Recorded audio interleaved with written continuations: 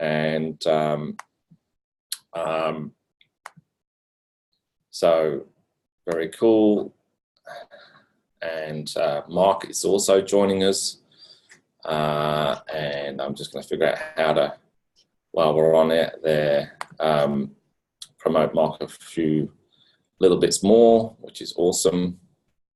So welcome. It's good to see you all here. And now, as I just fiddle around a little bit, I'm just going to check some of our views. And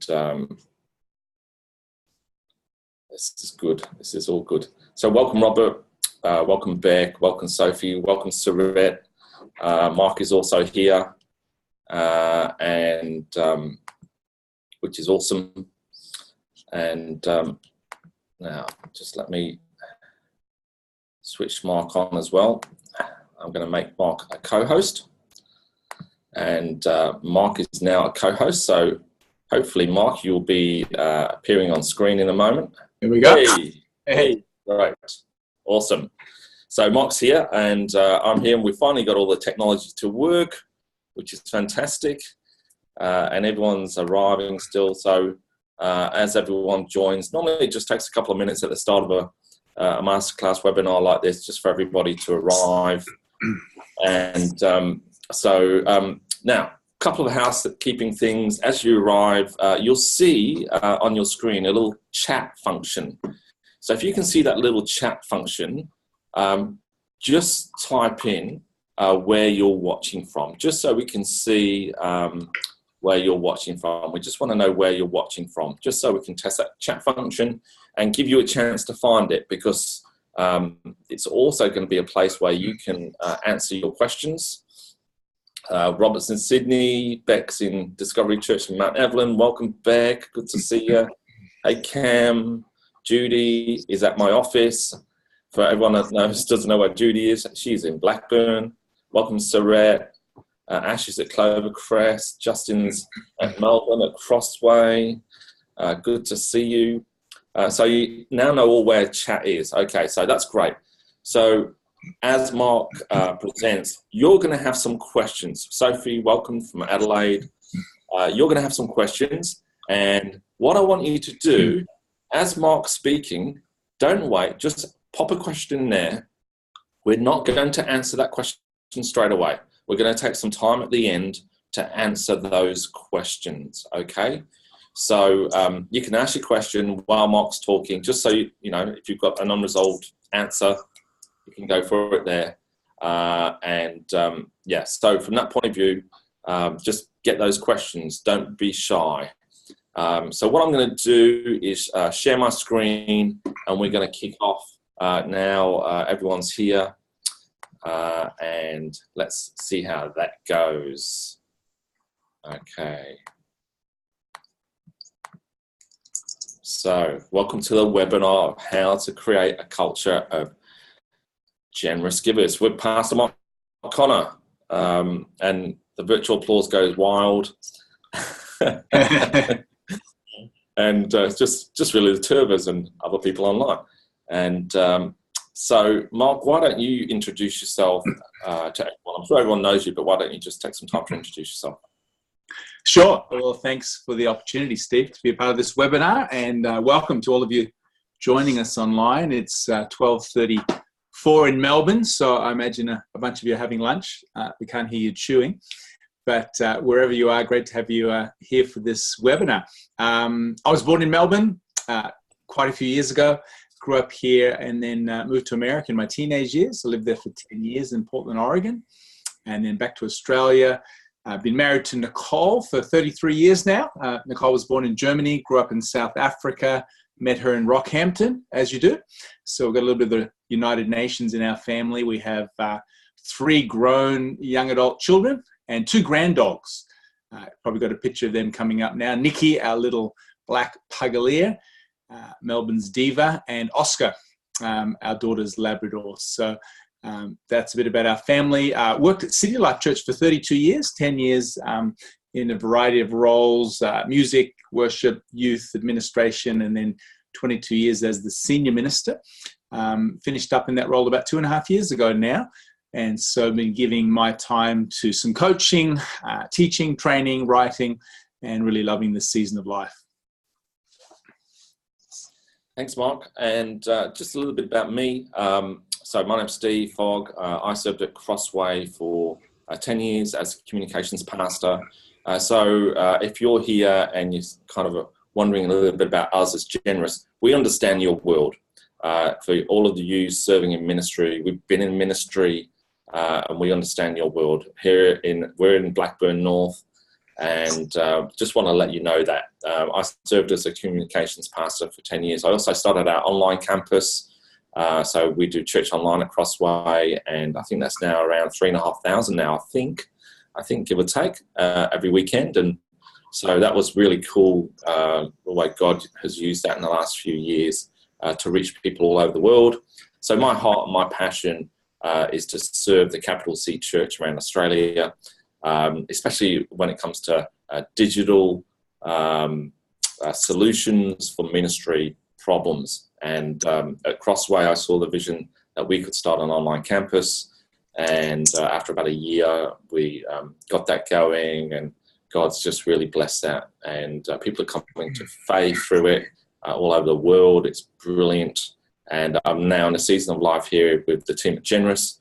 And we basically are helping churches. Our mission really is just to increase your giving, and we want to serve you in the best possible way. So that's a little bit about us. And so why you are here. Now I want you to answer if any of these are you. So get ready in the chat. So you're frustrated. Is this you? You're frustrated with your congregation's level of giving. If that's you, just type yes. If you're happy, you don't need to say anything. So you might be frustrated with your congregation's level of giving. You know there is more to give. You aren't sure where to start to turn this around. So you know that the situation that your church is in, but you might be going, where do I start? And obviously we've got Pastor Mark Connor here to be able to help you with that. Or you may just be here because you want some one-on-one coaching with Mark, and we're going to share more about at the end how you can be that person and learn from Mark and all his decades of ministry experience. And I'm sure this webinar could go on for hours, really, in reality. So, so great to see those yeses come through. And Stephen's a new church plant. I think, Stephen, you're from City on a Hill on the Goldie, I think, and you're seeking to establish that culture from the beginning. So you've got a wonderful opportunity there. Mitchell says yes. Surette says yes. Cam says yes. Judy says yes. Stephen Brown. Yeah. So you're from City on a Hill on the Gold Coast. Yeah, fantastic. Okay. So I'm going to hand over to Mark now, and let's all sit and learn from Mark. Thanks, Steve. Great introduction there. And welcome to those who may have just joined the webinar. Steve asked me a few weeks ago whether I'd be willing to do a webinar on creating a culture of generous givers. And so, I was quite excited to be a part of such an important subject. Obviously, a complex subject. Creating a culture of generous givers is not simple. I don't have one magic bullet, one thing that's going to suddenly change everything. Giving is a complex topic. Money's a little bit sensitive, as all of us know. In fact, I was talking to a pastor yesterday on a coaching phone call, and we were noting that money is the last thing to arrive at the church. If someone's just come to faith or someone's just moved into your area and started attending, the money's probably the last thing to arrive. And it's also the first thing to leave when someone's not feeling that happy or thinking of moving on. And so it's a sensitive topic. And obviously, different people have different motives for giving. They have different financial capacities. And all of us on this webinar, we're in different contexts. Some of you would be in rural churches, some of you in urban environments, some in small churches, some in really large churches, as well as traditional style and contemporary style. So we're all in different contexts. But I hope that a few of my thoughts, some things that I've learned over the years will be helpful today. Now, some of them are basic, but often it's doing the basics well and consistently that reaps some really good benefits. So I hope what we share today will be helpful. And Steve will interrupt at any point and correct anything that I kind of get wrong or just needs a little extra. So Steve, please do so. So just a few thoughts. I'm going to share some insights on how to create a culture of generous givers. First of all is pretty simple, but just to model generosity, as a great quote by John Maxwell, people do what people see. And having been involved in church ministry for decades now, I've learned that your greatest impact is who you are, not so much what you say. The way we live our lives really influences people. Paul, you would know the scripture in 1 Timothy 4, verse 12. He's writing to a young leader named Timothy, and he says, be an example. That word example in the Greek, tupos, means a type, a model, an illustration, or a sample. And so Paul's telling Timothy how to influence that church. It's not so much, preach a ripper of a sermon, but you, through your life, be an example of the kind of believer that you want to see in the church. And so I've discovered whatever kind of church you want, you've got to be that kind of person. So if you want a friendly church, well, you need to be a friendly person. If you want a prayerful church, well, you need to model a prayerful life. If you want an encouraging church, you got to be a person of encouragement. It's not just talking on stuff. If I say to my kids, don't yell, I'm saying something, but I'm actually not modeling what I'm saying. And so very, very simple, before we get talking about money and fundraising, is just for you and your team to model generosity. Be a generous person. I'm sure you already are, but as we keep doing that, as we become more generous, we create an atmosphere where generosity is just kind of part of the culture. See, culture is a bit of a buzzword now. Culture, DNA, values, but culture really is a reflection of the most influential people in a room. And so you as the senior leader or team leader or campus pastor, you influence the environment, the culture of your church. And so be generous. How do we do that? I think it's more than money. I think just our words. Words of encouragement are very powerful as a leader. Been to a couple of funerals recently, and sometimes sit at a funeral and hear all the wonderful tributes. And I think, I wonder if the person knew that while they were alive. And, we think a lot of good thoughts about people, but just being generous with our words. Maybe this coming Sunday in church, would there be a space where you can just thank a couple of people? Some people that have been faithful, some people that are volunteering. What about after the church service, just walking to the back and make sure you thank the person on the sound, or walk into the kids area and thank those volunteers who missed out on your amazing sermon today. Just words of encouragement. You're actually creating a culture of generosity, of gratitude, giving people your time, honoring people. We've got Father's Day coming up in a couple of weeks. And so easy to focus on our Father's Day message, but what could you do for the dads this year? Maybe it's a gift for all the dads, or maybe a special gift for the first-time dads, or the dad with the most children, whatever it may be. Again, it's just creating this culture where giving of our time, of our encouragement, of gifts is just part of the environment. So people just see others giving, and it's like, well, that's the normal thing to be done around here. The Bible says the Word became flesh and lived amongst us. It's about incarnating the message of generosity. So very simple first point, but I can't emphasize enough how big of an influence you have as a leader in simply living a generous life. You agree, Steve? Yeah, that's good, Mark. I was just going to add, at Crossway, I just remember when generosity comes around money, generosity kind of shrinks a little bit. And we had one Sunday which came out of the blue. Our pastor decided to do an offering. And at that moment, you can kind of feel the atmosphere change in the room a little bit, as a little bit of a roll of the eyes for some people. But then he shared that actually we're going to do an offering not for our church, but we're actually going to do an offering for another church. a church that's just starting out down the road, and we're going to do a love offering for that church to be planted. Wow. And the change of atmosphere was immediate. Yes. It went from kind of oh no, we're doing a money moment to, oh, we want to be generous. We want to bless this church. And I think it was probably about 5 minutes in a service. And it's got to be about 15 years ago now. But I just remember out of that 5 minutes, this church had $20,000 for the plan of that. And it's just spontaneous in the moment. But yeah, that modeling of generosity, again, as a church, that part of creating that generosity isn't necessarily about being self-centered, but other-centered as well.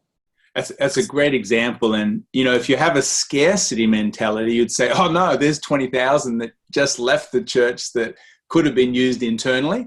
So if you have a scarcity mentality, that would kind of scare you. But we have to have an abundance mentality, that there's plenty more. God's the unlimited source, and people have more than we realize. But that's a fantastic example. In fact, we teach, whether it's tithing or giving your first fruits, but do you as a church model that?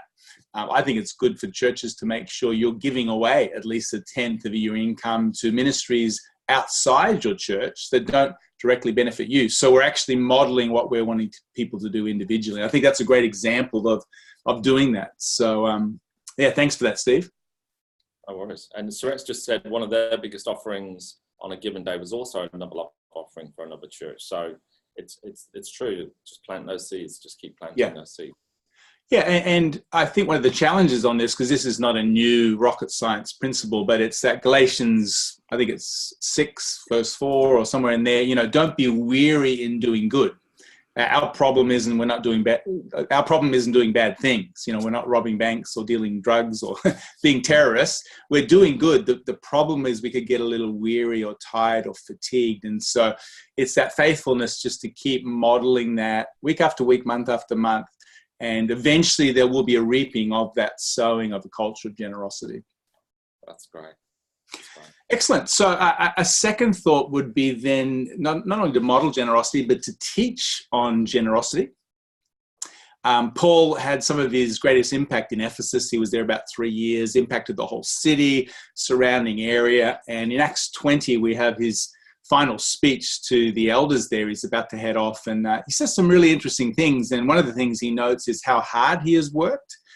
And he did so not just to meet his own needs, but so he could help others. So again, we see he'd actually modeled a life of generosity, of helping people. And then he gives us a teaching of Jesus that's not in the Gospels. It's interesting that it's the only time he quotes Jesus in a statement that isn't in Matthew, Mark, Luke, or John. And so it was obviously an oral tradition. He says, the reason I do this, the reason I live a generous life is because Jesus said, it is more blessed to give than to receive. Message Bible says you're far happier giving than getting.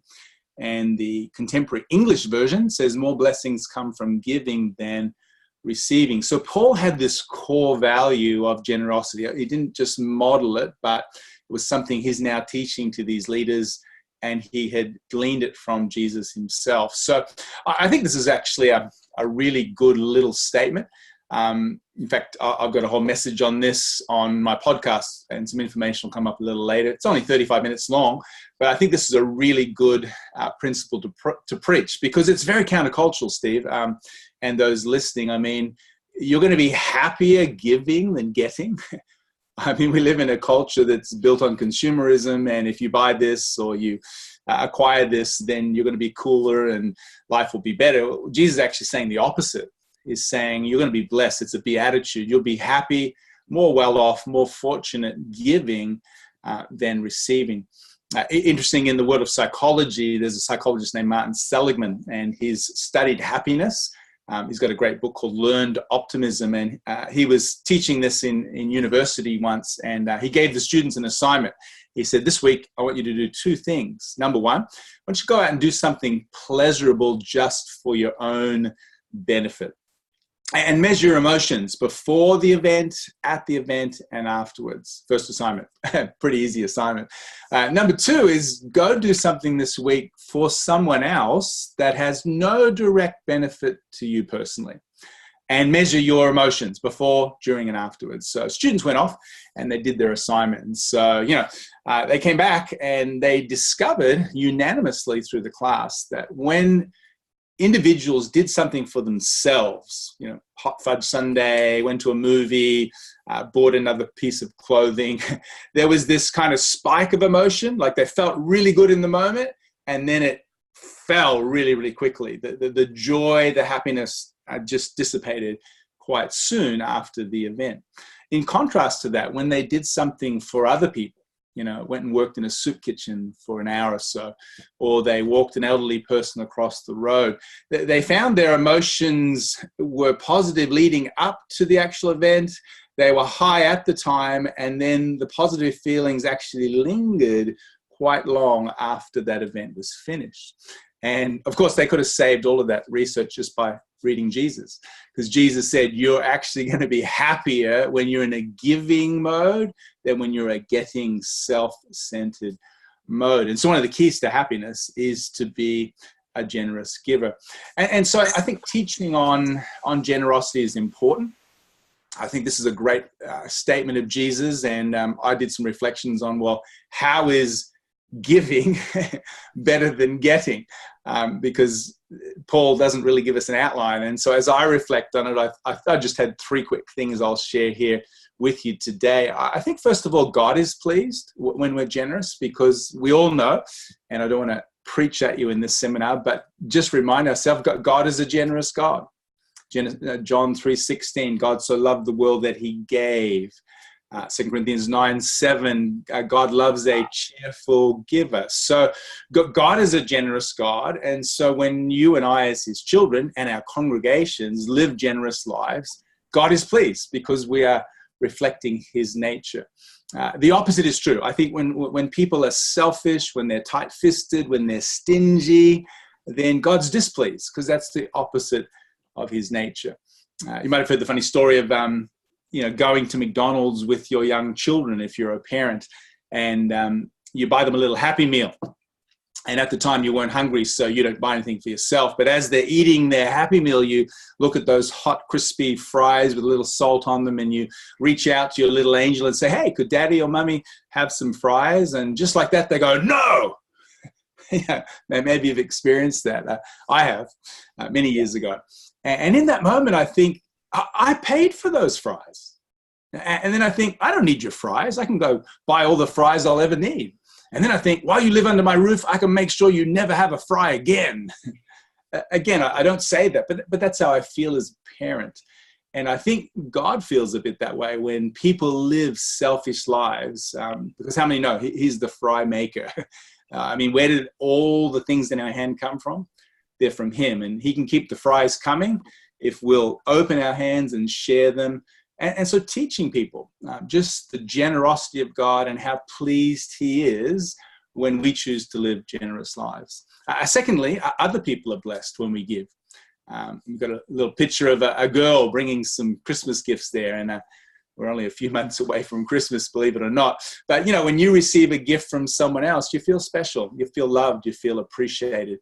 And so when we're giving, generous people, other people are blessed. And then thirdly, we are blessed too. And this is a bit of a surprise element, because in the natural, I think people in our congregation think this: when I give, I make a loss. And the whole accounting world operates on double entry accounting, debits and credits. And so one of the barriers to your people being generous is they think, if I put the money in the offering, if I give to that love offering for that church, if I give to this particular project, then that ministry has a credit and I have a debit. I'm worse off. And in the natural, that's true. But unless we teach people a heavenly perspective and a faith perspective, then they will actually miss an opportunity for spiritual growth and seeing God at work in their lives. Jesus said in Matthew 6, lay up treasures in heaven. How do you get a heavenly bank account? Which bank is going to do that for you? Well, when we give to God's work, I believe we make a deposit, as it were, in our heavenly bank account. Some of you are going, where's that? Well, Philippians 4:15-20, I'll just quote this one. Paul has received money, offerings from the church at Philippi. And in verse 17 of Philippians 4, he says, not that I desire your gifts, but I desire what will be credited to your account. He's using accounting language. And so I believe the kingdom of God operates on triple entry accounting. When I give, I make a loss. Someone else is better off. I've got less in my account now. But there's a third part to the transaction. I actually make a deposit, as it were, in my heavenly bank account. And God pays good returns. Now, this is not some prosperity gospel.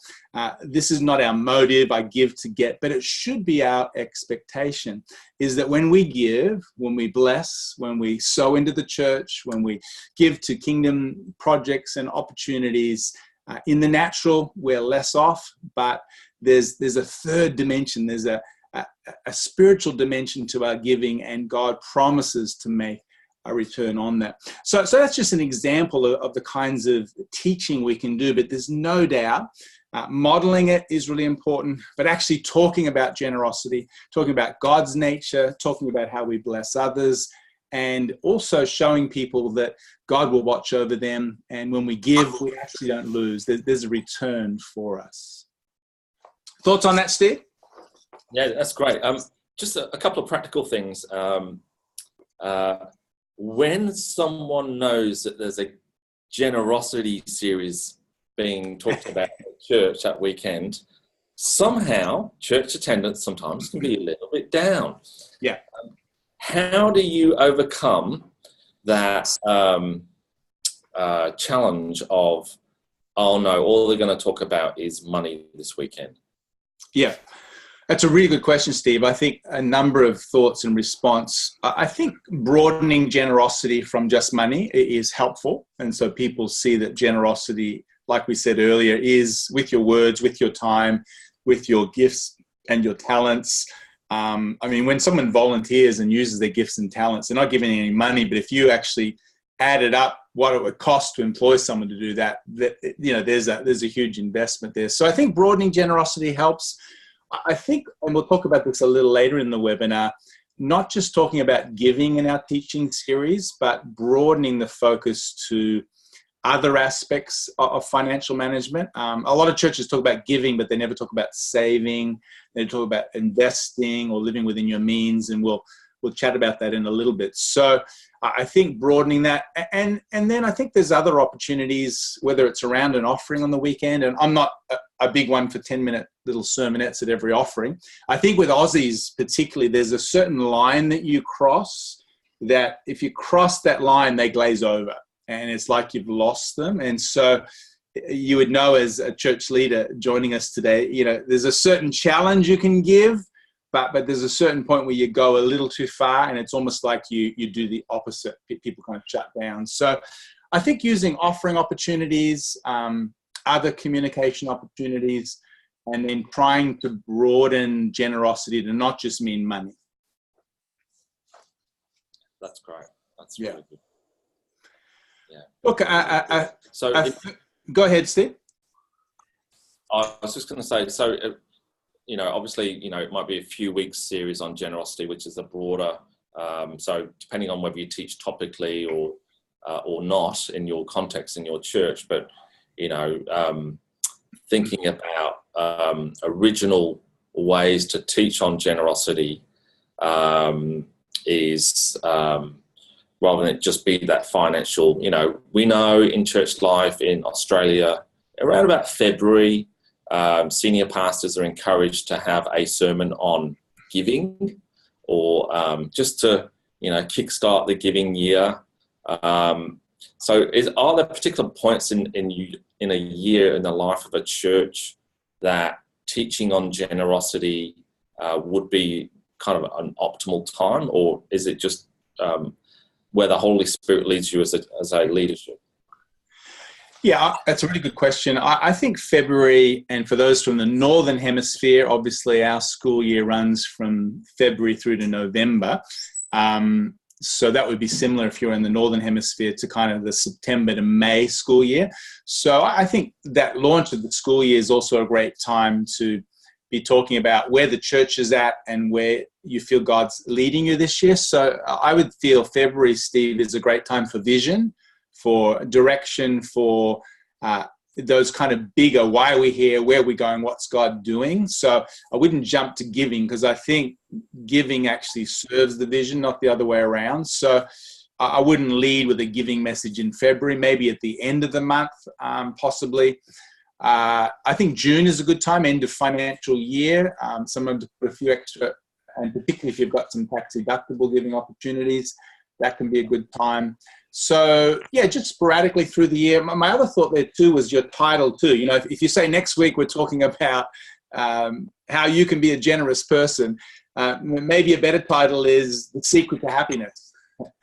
It's a little bit more subtle. It's a bit more, I wonder what that is. Well, Jesus actually says, if you want to be blessed, and that word means happy, well off, fortunate. So I think even our titles sometimes, it's not as if we want to manipulate people, but it's a bit like a movie. You know, if right at the front of the movie they tell you what's going to happen at the end, you've lost their attention.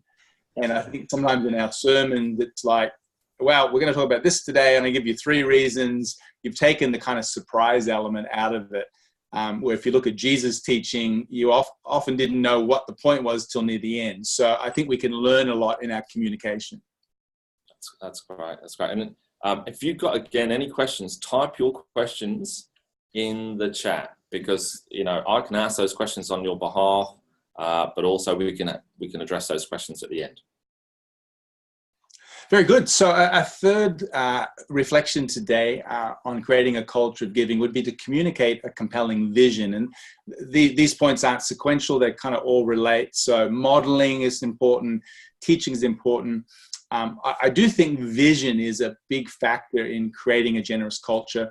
We all know Proverbs 29:18, without a revelation, people cast off restraint, but blessed is the one who heeds wisdom and instruction. That word revelation means a prophetic vision, a sense of direction from God, a motivating cause, as it were. I kind of jokingly say, you know, when you've got a purpose for your life, you get up Monday morning and it's good, Lord, good morning, it's good morning, Lord. If you don't have a purpose, it's kind of good, Lord, it's morning. You know, vision and purpose really affect everything in our life. And so just regularly helping people know, why does your church exist and where are you heading? I've found people tend to give to vision. They give to something that's going somewhere, someone who's going somewhere. Most people don't get excited just about paying the bills or keeping the doors open. Provision tends to follow vision. And so we obviously want to focus on provision and raising money and creating this culture. But I think vision is a really big part of it. A common definition of vision is a picture of a preferable future that inspires passion in people. So vision is a picture of a better, a preferable future that gets people excited. A little book in the Old Testament, Habakkuk 2, verses 1-2, the prophet says, I'm going to stand at my watch and station myself on the ramparts. I'm going to look to see what God will say to me. And then the Lord replies, write down the vision or the revelation, make it plain on tablets so that people can run with it. I think that's a big leadership task, Steve, for those leading congregations, is to take the time yourself and your leadership team to look and to see what is God saying to you? Where's your church at now? Where are you headed? Where do you hope to be in the next 1-2 years? This sense of direction, this sense of vision helps to create momentum and movement. And it could be, you know, it's not just about getting bigger necessarily. It could be getting better or transformation or renewing your community. But just having a sense of where we're going, when there's a sense of vision, direction, and movement and momentum, giving tends to kind of naturally follow towards that. And again, I would assume that most of your church leaders listening to the webinar today have a vision for your church, but vision leaks. And so we get tired of it. We kind of move on. But just getting up this coming Sunday, hey, just a reminder, as a church, we are here to just to articulate, where you're heading, and encouraging people as you give today. We give to God, but practically you're giving to resource this exciting vision God has for each one of us. So reinforcing the vision, and it could be just as practical as something you want to have happen. I was speaking in Brisbane 2 weeks ago at a church, and just talking to the pastor there, and they've had a building that's been there a long time, and it's never been air conditioned. It's a pretty large building, and they're a fairly mission-orientated church, so they've kind of hesitated, because if you've ever tried to air condition a big building, it's quite expensive. We're talking hundreds of thousands of dollars. So he had hesitated, been there 10 years, hesitated to kind of even try to fundraise for it.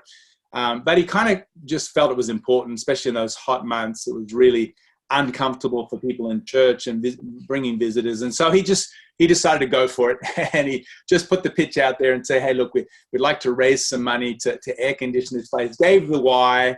Again, there's a little bit of kickback, and why don't we give money overseas? And anyway, I think 2 weeks into the bit of a fundraise, he had a call from a business guy in the church who said, hey, don't worry about that. I'll cover it all myself.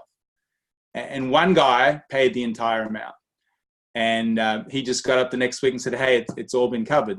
I use that as an example of, if he hadn't had the courage just to ask the vision, as it were, of we need this, that guy wouldn't have responded. And so people do give to vision, and it could just be something practical. But if you're waiting for the money, it may not come. It's making the ask, it's putting the pitch, it's taking a risk prayerfully, and it's amazing what comes when you do that. That's great. And obviously, at City Life, you had a very large building project towards the end of your time there. And having been there a few weeks ago and looked around the care centre, and just share a little bit about, like, how did you talk about the why of that, for example? Yeah, it's a good question. I did helped to lead a couple of building fundraising efforts during my 22 years there. One was a $7 million project to expand the auditorium and foyer and kids areas. And then just before I finished up, we had an $11 million expansion, which was a new community center, new cafe, upgraded kids area, foyer, like a pretty major overhaul of a 3-generation building. I think I first heard this from Peter McHugh, a friend of mine, just this little statement: buildings don't change people's lives, but what happens in them can and does. And so you never want to make the vision the building. The vision is always about people. In fact, at that time, we had a clear 3-year vision for stories of transformation. And so we'd make comments like, as we expand our building, we're creating more spaces for stories of transformation to take place, for people to come to faith and have a sense of belonging, a sense of meaning. So you always want to answer the why question, and the building is always a means to an end. And so I think that was a big part of helping people see, why would we spend so much money, Yeah, that's huge. And obviously, they're big numbers that you've talked about, and obviously different churches are at different stages of their story themselves. So, just because there's a multi-million-dollar figure, for another church, it might be a smaller amount. And I think the why, having the courage to speak out that why and talk about the people. I'm interested in the Brisbane case that, with air conditioning, it's such a practical kind of, it's not, we're going to see the whole city come to Christ type of a vision.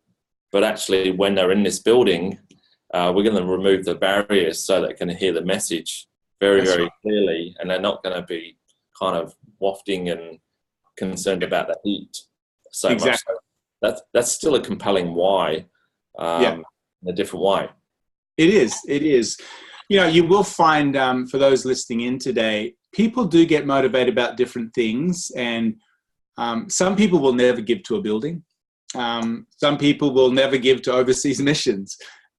Different people get excited about different things. And so I think opening up a variety of giving opportunities actually gives a breadth of opportunities for people in your church. And so there's your general giving towards the day-to-day running of the church. There's probably missions. Maybe you're doing some work in the community. There's building and facilities. There are a variety of things we'll raise funds for. Not everyone gets excited about all of them.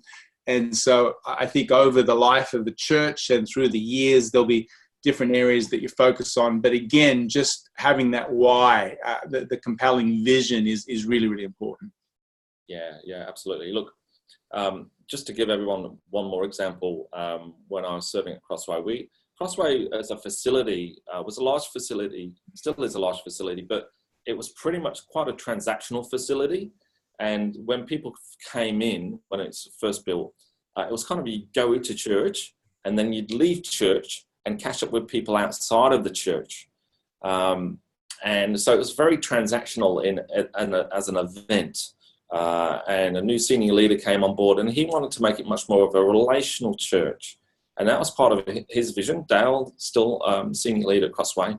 And so he wanted people to be able to stick around and stay around. So we talked about creating a community at Crossway. And we pitched the why as the community. We want you to be able to invite your friends. And when they come, it's just like you're going to, obviously they're coming to church as well, but you can stay and have conversations like here, because often, when people get in their car, they leave and they won't necessarily meet up in a cafe, but you can meet in a cafe, stick around, follow up those conversations with your friends and family. And I think that was probably the easiest ever fundraising campaign I ever did while I was at Crossway. When you talked about with Melburnians, coffee and conversation, I think we raised about $1.8 million in something like 2 weeks or something like that. And that was it's not about the money. It's actually, if I look at it on the flip side, it's how that's changed the culture in terms of how people use the facility.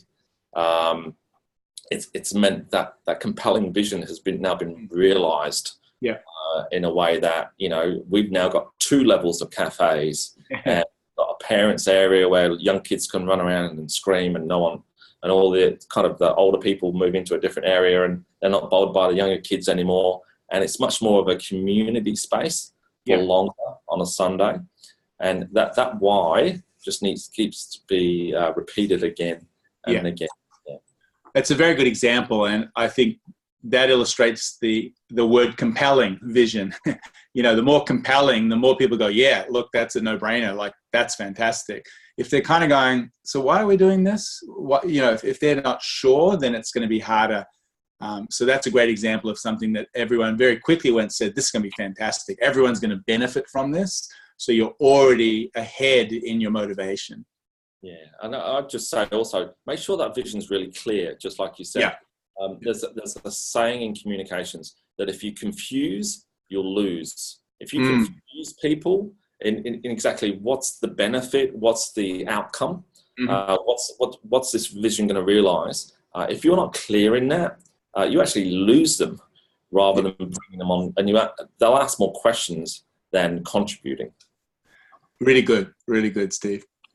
A couple of more thoughts. Next slide is to train people in financial management.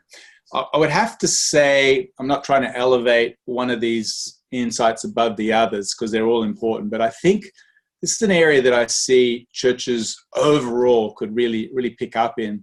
I've got this little slide, and those of you logged in today or listening later to the recording, you may have heard of this idea of a 10-10-80 plan. And I'll unpack that for you in a moment. It's very simple. But I was reading a survey a few years ago of pressures that Christians experience in their life. So these are people of faith. It was like the top 10 pressures. And number 1 was financial pressure. And number 2 was working in a hostile environment. Going to work where the fact that you're a Christian is a bit of a joke and you get mocked and teased. And I looked at those top 2 pressures, financial pressures and working in a less Christian world. And I thought, how many of our sermons over a 52-week year address those issues? And I was reminded many years earlier, we'd done a kind of open-ended survey at our church, and we had 5 or 6 questions. If I can find this on my blog. One of them was, I wish someone would preach about, and we left it blank. And we collected all the lists of what people wanted to hear. And well, I was quite shocked because people wanted to hear about stuff we weren't talking about. And on that list, for instance, was worry and anger and depression and addictions and fear. And it's like we were scratching where people weren't itching. And in fact, out of that survey, we ended up doing a whole series called Prison Break, finding freedom from Luke 4. The Spirit of the Lord is upon me to proclaim freedom. And so we talk about freedom from worry, freedom from fear, freedom from anger, freedom from depression. Looked at Elijah, who was so depressed he was suicidal. It was one of the most impacting series we did because we were addressing the questions people had. And so I mentioned that to say, if this survey is right, saying the 2 biggest pressures in people's life is money and working in a hostile environment, how often do we talk about that? And, I'm not going to belabor all of the stats, but the Bible obviously has a lot to say about money. 16 of 38 parables. I think of Luke 16, the parable of the shrewd manager, where Jesus basically says the children of this world are wiser than the children of light. That wasn't a compliment. He's basically saying people without faith often do money better. 1 in 10 verses in the Gospels. Think of Luke 24, 28, 30. Jesus says, who builds a house without first sitting down and seeing whether they can afford to finish? Grand Designs is one of Nicole and my favorite program. And you just got to watch that and you see how many people, break the budget and they couldn't finish it. Jesus is actually encouraging budgeting. Money is talked about more than heaven and hell combined. There's 2,000 verses on money in the Bible. Only love is a bigger topic. And so I think not just teaching on generosity, but, I've done some series on Your Money Matters or Personal Money Makeover, how to be financially free. And so back to this diagram here, we often talk about giving. And it's important. But if all we do is talk about giving and we never talk about savings, and we never talk about living within your means, then we're actually doing people a disservice. And I think we're almost, and forgive me if I word this wrong, we're almost selling people a lie that if you just give, you'll be blessed. And it's only one part of the equation. If people just give, but they never save and they don't live within their means, then giving alone will not lead to financial freedom. And so very, very quickly, give God 10%. Could do a whole discussion on tithing. Some people think it's the law. I think it's more of a principle. I think all we have belongs to God as followers of Jesus, but it's a good principle to just give him that first part into the work of the church. So giving is important. Saving, take another 10%.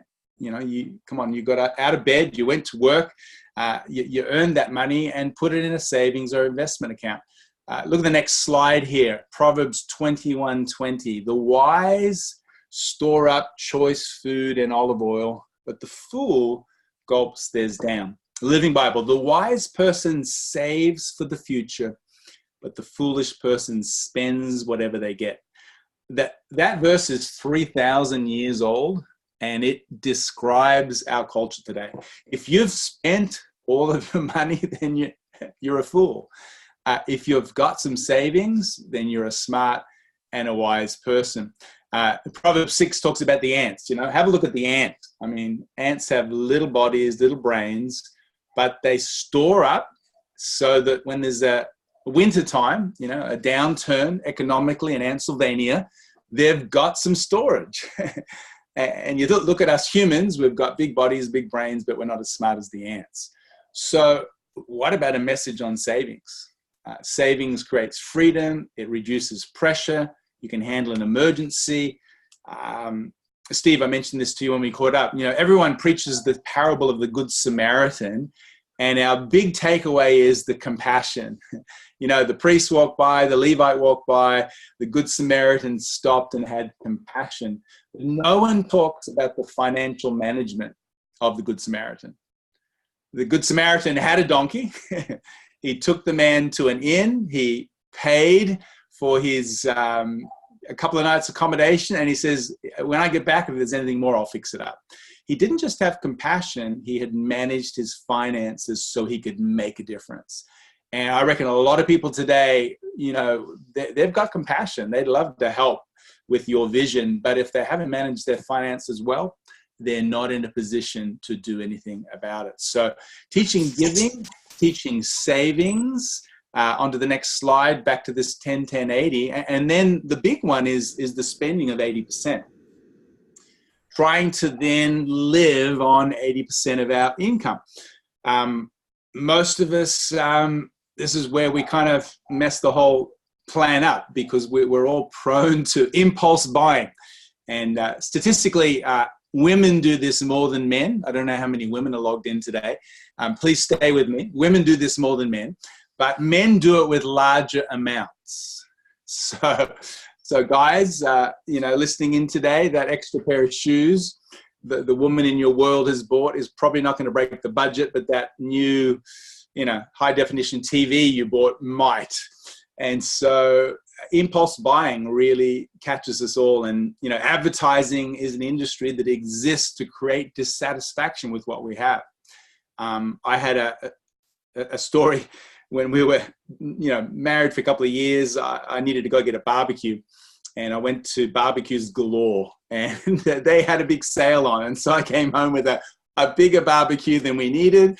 I came home with a heater. I came home with all the utensils. Like, I came home with a barbecue galore, and it was on sale. And at the moment we had the money for it, but within about 6 weeks we had a few unexpected bills, and we were really in trouble. So Barbecues Galore has become quite iconic in our family.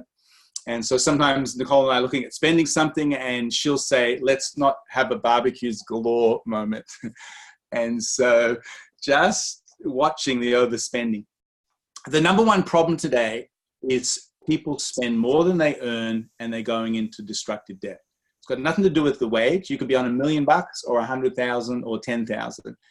The number one key to financial freedom is spending less than you earn and saving and investing the difference over a period of time.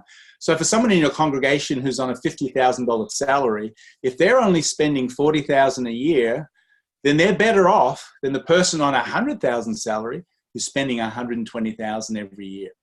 And so it's got nothing to do with the figures. It's got to do with living within our means. Now, if you can't do this, if people in your congregation can't do this 10-10-80, then the only options are to earn more, bake more of the pie, you know, get a higher paying job or take a part-time job. That's a possibility, but it does have ramifications.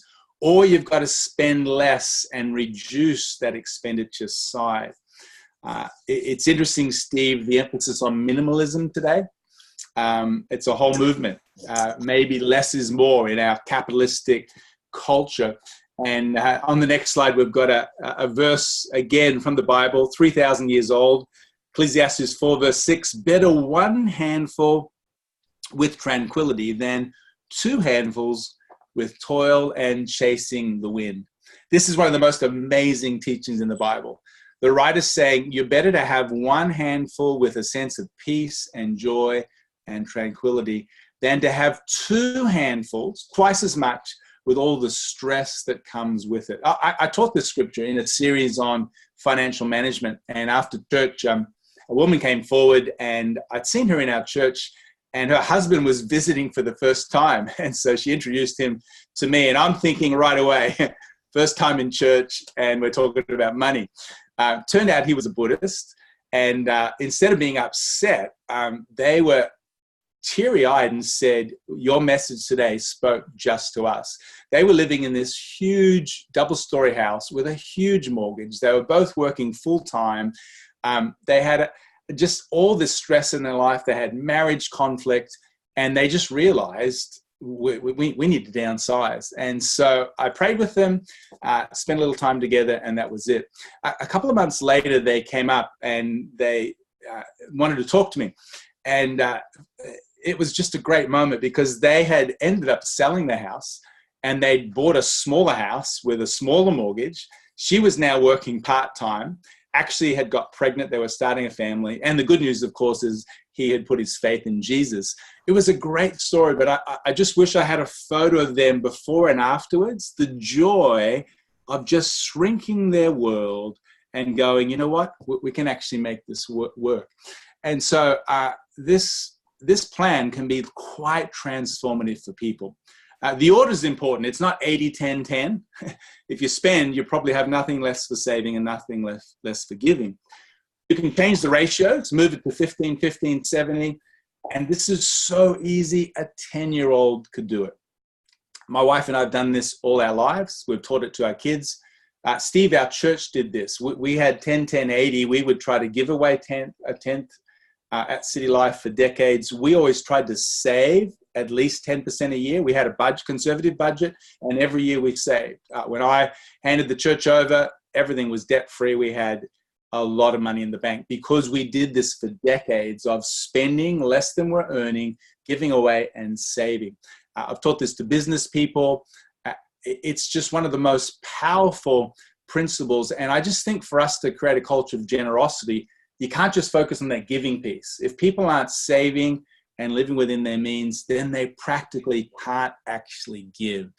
And so would just encourage those logged in listening today, model generosity, teach generosity, have a compelling vision, but train people in financial management. Now, this might be a series on a Sunday morning or a two-part series.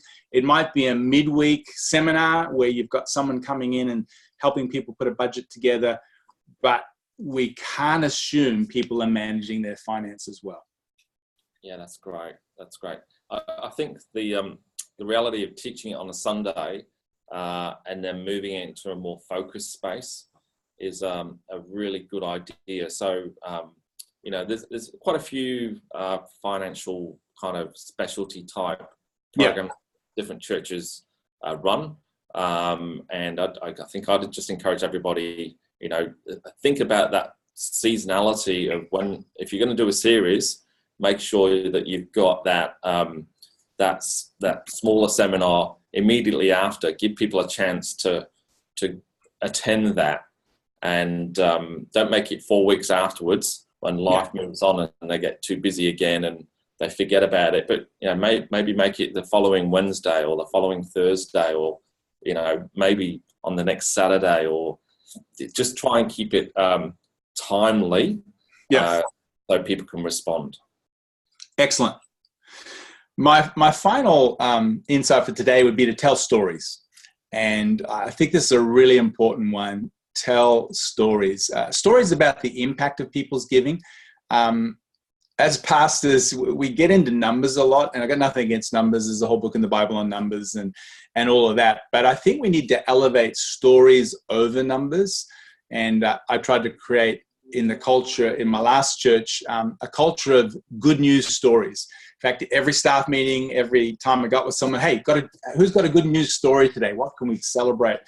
And so it could be as simple as this Sunday getting up, maybe at the offering time, and saying, hey, on Friday, we had our youth gather, and, we had 5 youth baptisms. Don't just say 5, but let me tell you about one of them. One of them was a kid and just tell the story of how this kid came to faith and about the baptism, and everyone's celebrating. And then you say, you know what, as we give today, this is what we're giving to. We're giving to the work of the church. It's not about buildings and programs. It's about changing people's lives. And so thank you for your generosity today. Again, you're tying the giving to the fruit, to the stories. And so we give to God, but ultimately it resources the work of the church. So make stories a prominent part. It could be a video of someone that's come to faith, or something of your missions program. You just can't have too many good news stories. The second point there would be just the current reality. Obviously, there's what you hope to see come in your giving this year, and then there's the actual situation. Steve, I can't tell you how many pastors I coach that somewhere in a coaching appointment they'll say, hey, giving's down 6 months into the year, and I'm not sure, should we lay off some staff, or what should I do? And I'll often say, well, have you made people aware of the situation? Oh, not really. And I can tell you, those of you logged in today, the average person walks into your church gathering on the weekend and they probably look around and go, this place is better than my living room. I mean, you got sound gear, you got some nice stuff happening, and the average person thinks they're doing fine. And so you don't want to get up and beg, but often it's just making people aware in an open and honest manner. Had many times in my pastoring where I'd get up and say, hey, as we're about to give today, first quarter of the year is over, and you had a bit of a budget of what we'd hope to have come in. We're running a little bit below that at the moment, but about 10% below. And so just share that with you today. If you're a faithful giver, thank you so much for your generosity. Maybe you just started attending, your contribution really makes a difference today. And so how about we pray together and really believe that we're going to make up that bit of a gap and really go forward strong for the rest of the year. And I can't tell you, 9 out of 10 pastors will tell me that they made the congregation aware, and just like that, suddenly it's back up. And one pastor in Sydney was really ready to restructure and lay off a bunch of staff.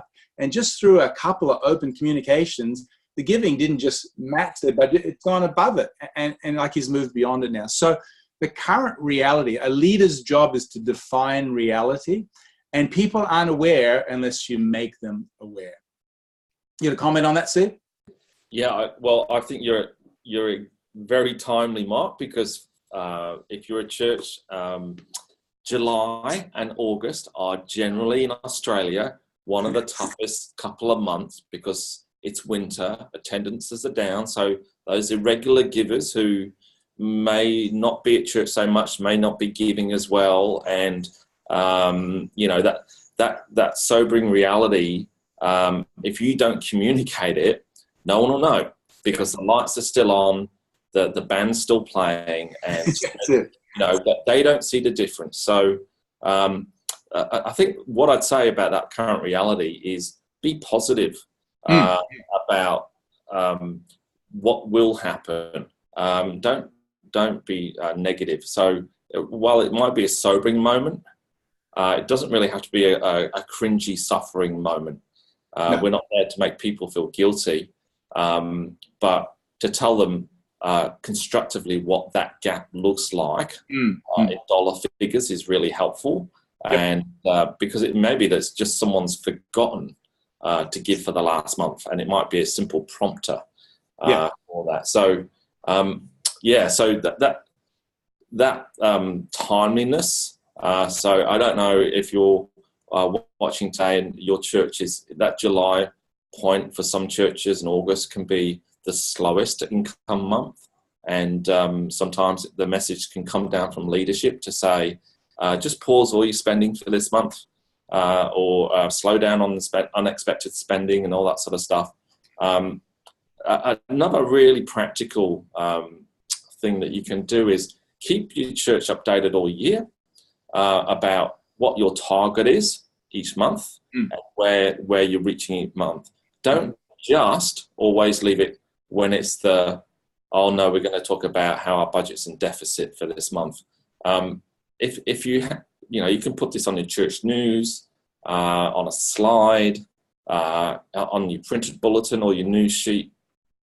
And I've seen some churches do that, and it's just a prompter for some people. And again, if you're just starting out, it may be that you've got a campaign as well running, so people can see where that campaign is up to as well. Because campaigns can run for months, years, and but again, whether you use the cliche thermometer or not, it's up to you. But giving that feedback to people can be the inspiration for them to give. Yeah. With our Christmas appeal at Crossway, we would give regular feedback in January, even though Christmas is gone, because people go on holiday. Yep. And sometimes the first point they've heard of it is 3 weeks into January.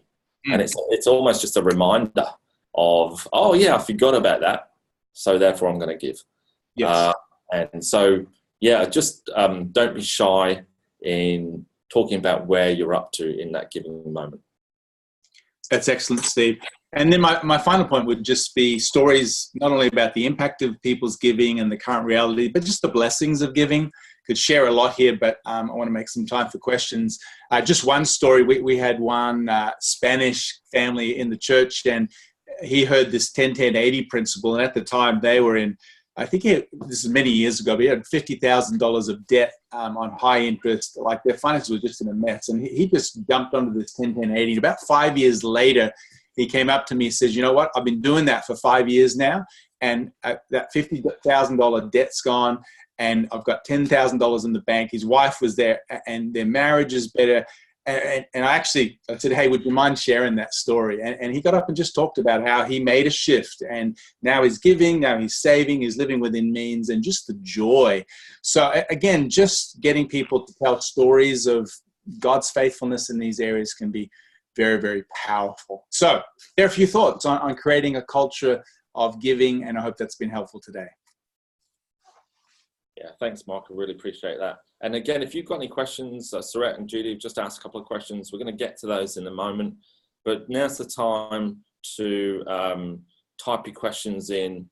We may not cover all of those questions because I realise we're kind of time's marching on. We're at 1:36 here. We want to answer all of them. So we may even just do this offline via email as well to answer some of them. So really, and again, stick around, giveaways. We're giving away some of Mark's books. And he's got an excellent book called Money Talks, which I've read. And we're also giving some one-on-one coaching with Mark. And if this last hour has been valuable for you, now, to get that one-on-one coaching, what you need to do is to ask answer the one thing that you need help with. So what is that one thing, if you could spend that 1 hour with Mark, that you would want help with? And just pop that into the chat, and towards the end we're going to talk about that a little bit more. So Mark's talked about building that culture of generosity in the church.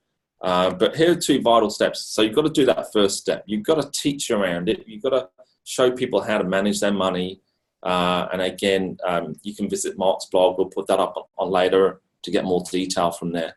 But the second step is you've got to take the complexity out of the response. So what that means is often churches make it hard for people to respond. So you may give a compelling vision, but you make it hard for them to respond because you've run out of time in the service. So one thing there is to give an appropriate time to people to respond in the service. So don't expect that, if depending on the culture of your church, that people can pass those containers along in 35 seconds, decide what they're going to give, and keep moving with the service. You've got to give an appropriate breathing space for people to respond in the moment. The second thing is the medium of the way that they respond. So if that complexity can be sometimes, why don't you, after the service, so this could be your leader of your service, why don't you, after the service, visit the welcome desk or whatever you call it to get a giving envelope. Now you've just added complexity into that service. So a smaller percentage of people will go to that desk and pick up an envelope. So it may be that you actually have envelopes on everybody's chairs, or a brochure with a little tear-off strip where people can respond, and you can talk to that in your giving moment from the stage. The second step is that you can use a tool that we actually have at Generous called Text to Give. Text to Give is a great tool where people can respond in the moment. Everyone's got a mobile phone. Everyone in culture's got a mobile phone. Everyone gets them out in churches. We even read the Bible from our mobile phone in the church service. So that fear of people being on their phone now has moved away. And even at Crossway, we'll see leaders from the stage. They'll read from the Bible from their phone. So that fear is no longer there. So Text to Give is a really, really simple way for people to respond. And I'm just going to give you a really quick demonstration of that. And again, we're all about removing that complexity. We want to make it simple for the person to give. So Text to Give, I'm just going to show you, this is in real time how someone gives. And I hope this works and you can see it. So this is New Hope Church. So Judy and Surratt, you will have seen a couple of dollars go in. This is just something I've recorded. It's in real time. So the keyword is give and one. You just reply Y for yes, okay? And then our software does the transaction and it says the transaction is done. So imagine that in a church service. And to save a bit of time, we also issue that receipt into the person's inbox as well. So your finance team, it's just one less thing that they need to do. If it's a tax deductible receipt, that tax deductible receipt is in their inbox straight away. So it's just a little bit of an automated process. So it's not so much about the process that we're focused on here. We're trying to remove that complexity, obviously, and improve things on a back end, obviously, for churches. But really, with text to give, what you're saying is, in that moment when someone feels compelled to give, it may be $10, it may be $20, it may be $50. They may not have the money in their wallet to be able to give. But what text to give allows them to do is to give as their heart wants to respond. So if you've got that text to give system set up, you just put it on the back wall, on the graphic. We supply you with a graphic, and people can text to that number, give, and the amount, and it's all done literally that quickly. That it's so quick. It's so quick. If you've got a visiting speaker, you can use that speaker's name for a love offering. If you've got a compassion project, if you've got a building project, again, what we're talking about is determining the context of how someone responds. You're not asking them to go away and then come back and go away and come back, because you'll always be reducing the amount of people that respond, because life moves on. They get 3,000 messages telling them to do something else during that day as well. So that's just a quick overview of what text to give looks like. We've got text to register as well, which if you're interested, you can register for events the same way, which is a really, really cool feature. You can give online as well. We've got a mobile app there. We've got some great leadership insights on the back end as well.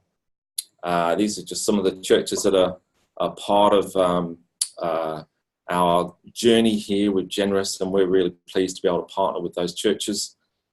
And we want to resource you as leaders, and we've got Pastor John Finkeld.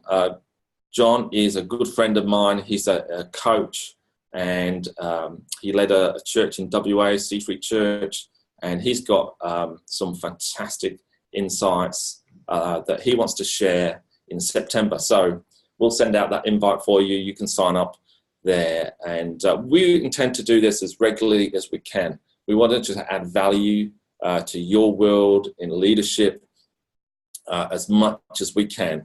And if we can nudge that needle a little bit more so that more money can go to your mission, more money can transform your community, that for us is the win. So now we've got new books. This is Mark's new book. Now, it's a little bit of a surprise. Mark, just take yourself off mute for a moment. We were going to do a book giveaway at this moment. But for all 14 of you who are here now, we're giving you a book each, okay? So if you want that book, just type yes in the chat, but we'd love to give each one of you one of those books. Mark's selling it, but we want to bless Mark and give this book to you. It goes into much more detail about the 10-10-80, and we think it's brilliant, a really brilliant book. I've read it from cover to cover. It's a great book. And I'd encourage you, if you want to do this in your church, if you want to do 10-10-80 in your church, you need a resource like this where people can go away and talk about it. And obviously, Mark also is now a visiting preacher as well. So come and get him to preach at your church as well. Does that as well. So we really want to use this for you and to be a blessing for you and your church. So again, you can go to Word as well, or you can go to amazon.com.au as well if you want to buy more of them. But we'd like to give each one of you who are watching this live a book. Good on you. Very generous. Generous. Generous, hey? Now, these are just some of the Mark's resources here. You can go visit his blog, subscribe to his blog. Again, his books, he's got ebooks, he's got a podcast as well, and he's got his email down there as well. So he's very accessible as well. So, and again, you can dive into those decades of experience that Mark has, which is fantastic. And that's our, I'm just going to stop the share. And so we come to an end now. And we're at 1:45. Now we've got a couple of questions. We'll just dive back into the first one because I'm conscious we're about an hour 15 in. Stephen's got a question for you, Mark. Yep. He says, our language around giving can be difficult. Tithe is a questionable concept and the amount that is 10% can be counterproductive. ... Is it even biblical? Can Mark discuss language and philosophy of amount of giving? Yeah, look, I think the whole tithing conversation is a big one. I would be very big on using generosity. I think the Old Testament had 2 or 3 different tithes. It was an agricultural society. And I think we've got to teach we're no longer under the law. We no longer bring produce to the temple. And so in the New Testament, there's a shift. Although Jesus affirmed tithing, he actually commended the Pharisees for tithing on their spices, but they were neglecting the more important things like justice and mercy. But in the New Testament, the emphasis is on generosity. And I think all we have belongs to God. And so, yeah, I mean, you might want to get people starting with $5.90. What about giving away 5%, saving 5%, living on 90? I don't think the numbers is important as the principle of, are you giving? Are you saving? Are you living within your means? And so I don't preach against tithing, but I'd see tithing as more of a principle than a law that we're now under. That we should be making people feel guilty or condemned that if they don't tithe, they're going to be under a curse, etc. So, Steve, that's a huge subject in itself. And in my book, which they're all going to get free, I've got a section on tithing there that would give a bit more detail. Yeah, that's great. Yeah, and it's really, and you go a lot more into the theology, the Old Testament and the New Testament approaches, and it's really good. So we can't wait to send that to you now. I'm going to leave my email address at the end. What I'd like you to do is to email me your addresses, your physical addresses, because we've obviously got to get this to you as well. So that's just a little bit of housekeeping there. The next question is from Judy. Some churches talk about giving each week. Do you believe that this is a good idea? Look, I would think every church develops its own culture. I'm aware of some churches that take 5 to 10 minutes every offering time. Some people get used to that. I do speak to some people that go to churches like that and they feel it's a little bit too much. And as I said, I think there is a line you cross where it's pushing a bit much. And I think sometimes people do glaze over and shut down. I kind of feel less is more. So the offering is an opportunity. If you do, some churches are now not including an offering in the meeting and in fact, the most generous church in America doesn't have an offering in the meeting. They have boxes in the foyer. It's called Gateway Church, Robert Morris, and he's got books and teaching on generosity, but they don't collect one in the meeting. So that's an interesting mind bend for us. So I would say, look, there's a sweet spot between talking about it too much and not talking about it enough. And I don't think there's a objective answer to that. I think you've got to say, in your church environment now, are you talking about money too much or too little? And just ask what's your next step. And look, there's probably some input from your team and congregation members. How are people feeling about it? That would be my comment on that. Yep. Right. Cam's asked the question, how do you address generosity when leaders aren't modeling it? Yeah, that's a good question, Cam. I think there's a disconnect there. It's the telling your kids don't yell as you're yelling at them. People do what people see. So if leaders aren't modeling it, it's pretty hard to, it's a bit like the pastor getting up, we've got an evangelistic meeting tonight, bring all your friends, but the pastor never brings a friend. After a while, that kind of disconnect, it actually reverses momentum. So, yeah, I would think you probably got to start with the culture and DNA of your leaders and try to crack that code first. Yeah, that's great. And Jason's got a question. How do we keep momentum in giving when the senior pastor is leaving the church and the church is beginning a time of search when they may be out without a senior pastor? Yeah, that's a really good question. In fact, I mentioned that $11 million building fundraiser that I started before I finished at City Life. And when I left, I think we'd raised about $4 or $5 million. And so, here I'm transitioning out and we're in the middle of a building program. So the way I handled that was, this building program, it's actually not for me. It's not about me. In fact, it's not even about us. This is going to benefit us, but it's building for the future, for the generations to come. And so you kind of almost depersonalize it to being something bigger than yourself. And, I was privileged to be invited back a year after I'd finished to go back and be there for the opening. And that was a really exciting time. So I think during a time of transition, if anything, the vision for, the senior leader is going to be changing, but hopefully there are other team members and children's ministry and youth ministry and all that is going to need to continue. And so if anything, it's a bit like a relay race. That exchange zone is very vulnerable.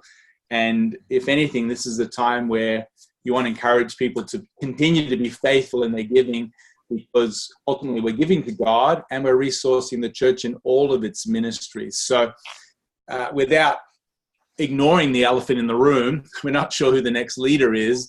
You'd want to highlight that the church is bigger and more than just one personality, and hence the essential step that we all take to be faithful in our giving. That would be how I'd approach it, Steve.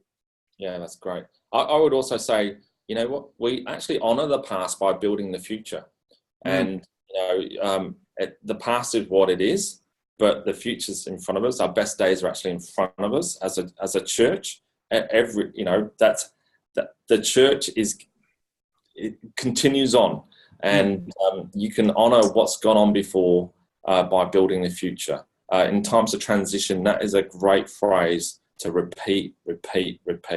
The senior leaders feel honored that we're there. The people who are still have been there for a long time, who sometimes they go, I wish the senior leader was still here. They come on side because of that. They hear an honoring in that language as well. I'd also say that, all of us stand on the shoulders of those who have come before us. So at Crossway, I came to faith at Crossway. I'm from an unchurched background, and I look across the auditorium now. I remember where I was first sitting when I came to Crossway, and I just know that if it wasn't for those people who were there before me, who had a vision to move from what was Blackburn Baptist Church into what is now Crossway, I may have never been there. And that there's a vision component in that for the future of what am I leaving. And so in that time of transition, it can be a bumpy season. Every transition can be a bumpy season, but God honors our giving all the time. So I just encourage whoever that interim is to speak life, to speak hope, and to look forward to the future with confidence, and just speak confidence through that transition time. Yeah, very good. Yeah, so I think that's all our questions. So Jason, I hope that your question well, and we're now at 1:54, and we've come to a close. Now, I've left in the chat my email, which is steve@getgenerous.com. If you can email me your address details, that'd be fantastic. I would love to get that book into your hands, but we obviously need your address details to be able to do that. For Judy and Sarette, we're just going to pop up the road and give that to you. So thanks again for coming. And again, if you've got any more questions, fling me a question. You've got our email now. And God bless you in your ministry. And we're going to say goodbye.